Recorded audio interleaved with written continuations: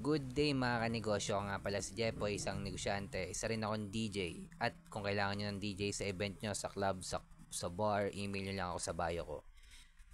Hindi ako vlogger, hindi ako influencer, isa po akong content creator. At meron na akong 10 taon na karanasan na pagkalugi sa pagninegosyo. Tunay na negosyo lang. Sari-sari store, barbecuehan, bilyaran, rental. Hanggang ngayon nagninegosyo pa rin at yung natutunan ko sa loob ng 10 taon yung sinishare ko dito. Again, walang masama sa pagtatrabaho mga kanegosyo. Kailangan natin yan. Ako lang talaga, gusto ko lang talaga magnegosyo. Kumaga iba-iba lang talaga tayo. Ito, kung nagsisimula ka pala magnegosyo, tapusin mo tong video na to, sigurado marami ka matututunan. Kung nagninegosyo ka naman na, malamang isa to sa dahilan bakit hindi lumalaki yung negosyo mo.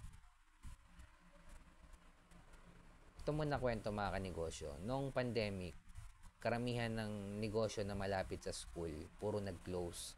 Halos 95% na negosyo nag-close dahil almost 2 years din na online class. Kaya yung iba hindi na nakasurvive. Kaya isa na sa yung negosyo ko doon na nalugi, sari-sari store.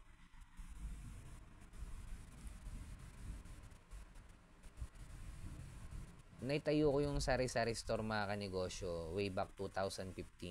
Malapit sa school kung saan ako graduate ng college. Graduate ako ng marketing management sa TIP Cubao, Technological Institute of the Philippines.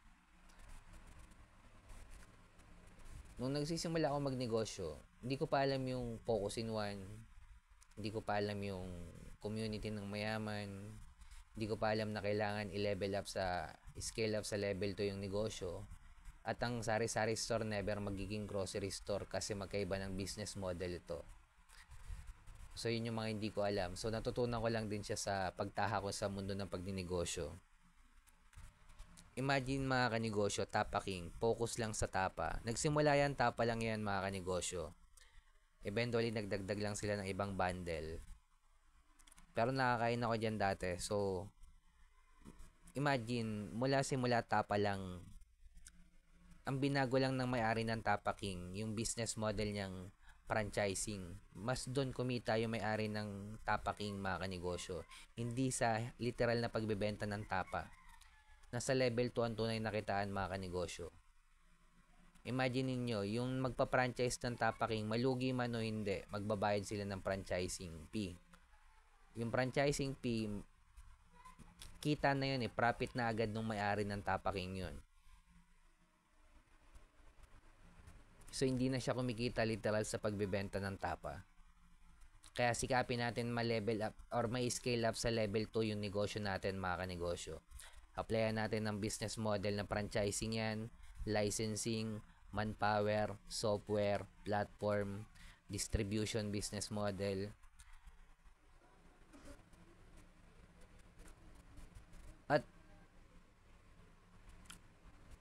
kung nagsisimula ka pala magnegosyo, focus in one kasi sobrang maraming advantage yan. Yung marketing mo hindi sabog, nakapokus lang sa isang produkto or serbisyo. Yung inventory mo hindi sabog, yung cash flow mo mas namomonitor mo na maayos kasi focus ka lang sa isa. Maraming lalo na kasi pag nagsisimula tayo magnegosyo, limited lang yung resources natin. So kailangan talaga accurate na agad yung galawan. Kumbaga, sayang din Hindi naman mahaba yung PC natin or yung pondo natin sa pagninegosyo. So maraming advantage yung pag nakapokus ka lang sa isa. Siyempre hanapin mo yung community ng mayaman, i-scale up sa level 2 yan. Ngayon, 2025 kasama na po ang original content sa pagninegosyo.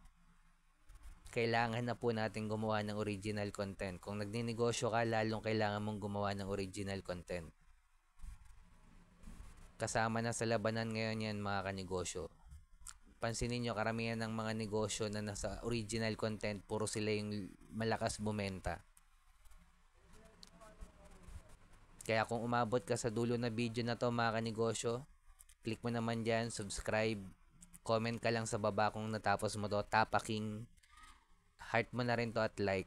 Bilang negosyante, kung dumadanas tayo sa pagsubok, dumadaan tayo sa pagsubok or struggle sa pagdinegosyo, wag natin kalimutan mag-pray kahit anong religion natin. Ingat tayong lahat.